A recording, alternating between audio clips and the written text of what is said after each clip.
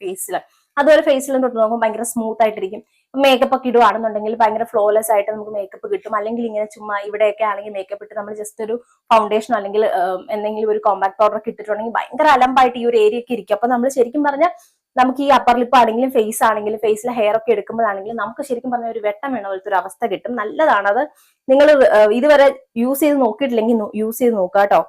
പിന്നെ ഇത് വെച്ചിട്ട് നമ്മളെ മുറിയൊന്നുമില്ല. ആ മുറിയും എന്നുള്ള ടെൻഷനൊന്നും വേണ്ട. എനിക്കൊന്ന് ഐബ്രോ ത്രെഡിങ് ടൈമിലാണ് അവരിങ്ങനെ ഈ സെൻസിറ്റീവ് ഏരിയ ആകുമ്പോൾ ത്രെഡ് വെച്ചിട്ട് ഇങ്ങനെ വലിച്ച് ഇവിടെയൊക്കെ ഇങ്ങനെ മൂഡ് വരാനുള്ള സാധ്യതയുണ്ട്. അല്ലാണ്ട് മുറിയുന്നതായിട്ട് എനിക്ക് ഫീൽ ചെയ്തിട്ടില്ല. എനിക്ക് ഇതുവരെ റേസർ വെച്ചിട്ട് മുറിഞ്ഞിട്ടേ ഇല്ല കേട്ടോ. ഞാൻ ബ്ലേഡ് വെച്ച് പണ്ട് എടുക്കുമ്പോൾ പോലും എനിക്ക് മുറിഞ്ഞിട്ടില്ല.